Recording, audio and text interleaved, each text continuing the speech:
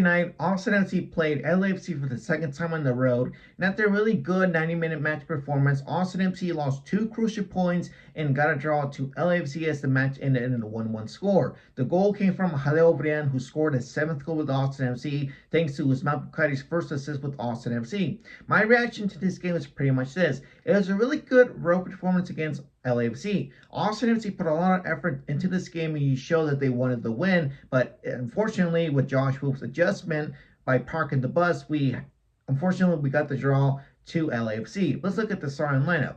This lineup to me was really interesting in many ways, but the one is that Josh Wolf wanted to go all out with this starting 11 and put his best players on the field against LAFC.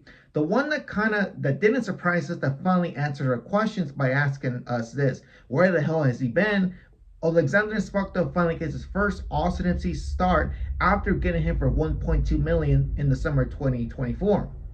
He pairs up with Julio Cascante, who also Cascante hasn't been seen minutes, hasn't started since the game against FC Dallas that we lost on the road back in July 17. So those two players were both our starting center backs because Brendan Heinzike, yellow card accumulation, and Matt Hedges just had problems with his hip. And the thing too is the only player on the bench was Levice, and so our CB duties or CB players were limited. So those were our 2 starting players. The fullbacks, we do see Mikel Dester back on the right side and Guillermo Biru back on the left side, both who are, getting their trust and getting their start as fullbacks. But I would say that in some occasions, we do see John Gallagher pushing back and supporting the back 4 and making a back 5. So probably John Gallagher was our right wing back or a left wing back player, one of the two.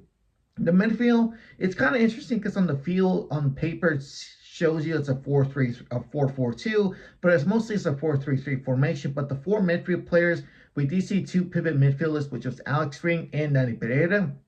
Gallagher was starting on the left side, so he was a left midfield player, but on the right side was Usman Bukhari, but the 2 strikers in front was Jade Obrian and Diego Rubio. So that probably can make it a 4-3-3 on the field, pushing Usman Bukhari on the left side and putting Obrian on the right side, which I could say this lineup to me, it was probably our best 11 against LAFC, the best 11 to put on the field that could have got us the win. The full 90-minute match performance was pretty even for both squads. Pretty even by dominance, but it was a really physical match because in the first half, the first 10 minutes, like I said, pretty even. LAFC was slightly better on the dominant side than Austin FC was, but like I said, defense was key here. Defense by being physical to each other.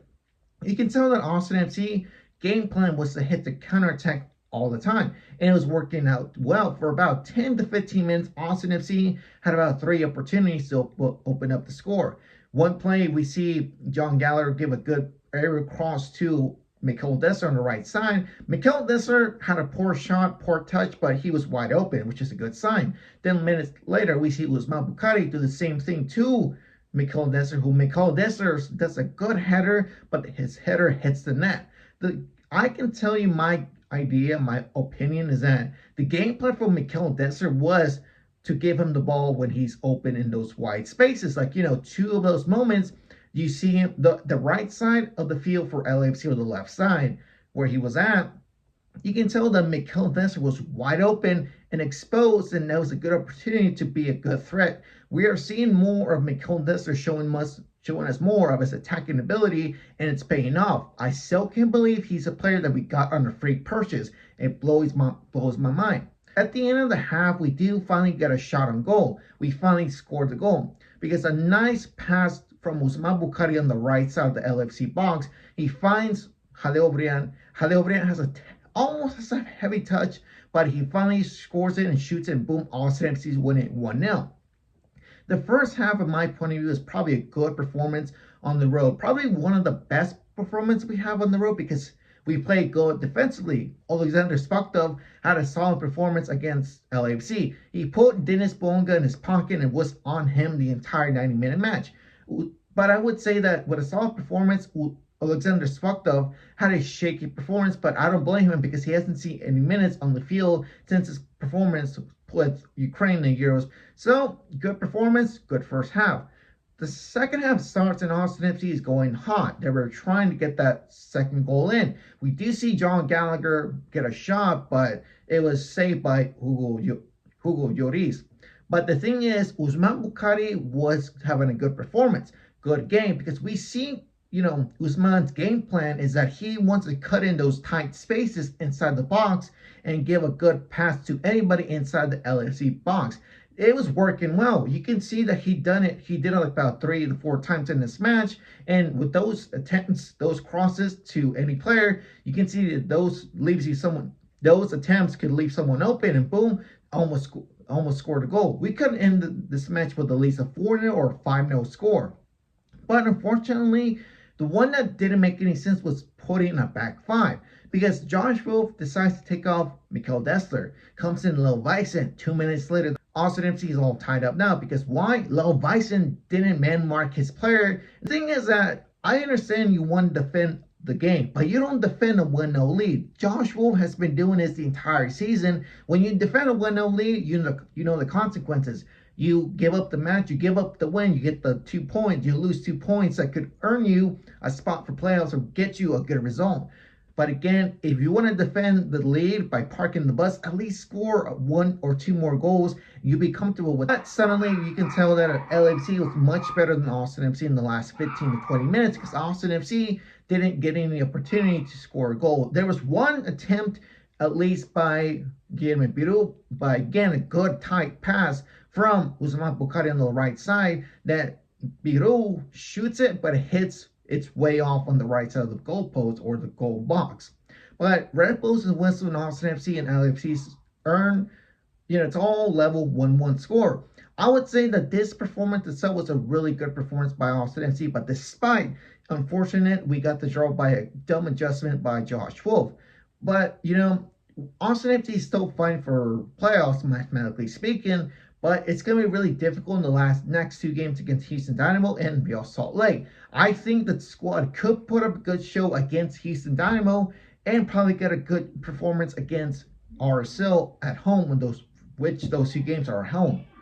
But other than that, Austin FC, LAFC, good game, good performance by our team. We put effort. We see more. I like how Mikel Dessler and Usman Bukhari are both working good in their attacking ability. Oleksandr Svatok had a good, solid performance. Now, I want to give my quick reaction to Sebastian Driussi, how people are calling him a fraud and that he's been disrespected. Driussi has been getting a lot of disrespect by the fans, like myself included, but me being a hypocrite saying this, I still think Driussi is our best player. It can be an argument because Stuber is also our best player for Austin FC, but both could be a good argument to discuss about, because Driussi has done so much for us, but people tend to forget that Driussi was there for us for 2022 MVP finalist and took us to the Western Conference Final. A player who scored 25 goals with 7 assists in I believe, 36 games in that season. Really good numbers for a player who doesn't play as a number 9 nor as a winger. As an attack midfielder, that shows you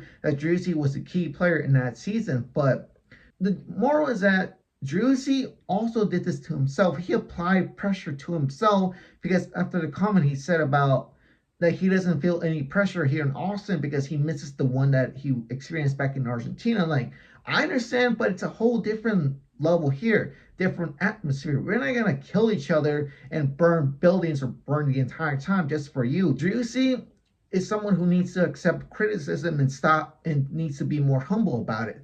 Only 6 goals all season. Hadeo Brian has been a better player than you. He has a goal contribution of 9 with 7 goals and 2 assists in 32 games. He's a better improvement than your best friend, Emiliano Rigoni. That's what I have to say here. Only solution to Driussi to earn his respect back is that if Borrell fires Josh Wolf, it's simple, and to bring in someone in who could fit Driussi in a system that he feels comfortable with, or tells Driussi, this is my system and hope you like it, and see the two could agree on that. But I would say too, Borrell will be on the hot seat, put a lot of pressure, I would say, if he keeps Josh Wolf for 2025. I don't rate Borrell as a coward. Whoever calls him as a coward it's just, trying to cope with how bad the season has been. The thing is that Borrell has done good for us. He basically is working is improving more in the financial situation with the mess that Claudio Reina left. The best move he did was buying out Rigoni's contract and buying down Alex Ring's DB contract, which is basically he's working wonders. But to call him a coward, that's just too far, honestly. But I hope you guys understood this video. Hope you guys, it's been a minute and I really miss making this videos, but I'll do my best next time. But again, you guys, my name is Vanilla Mexican 17. Hope you guys enjoyed this video. Hope you understood this video, and I'll catch you guys on the next one.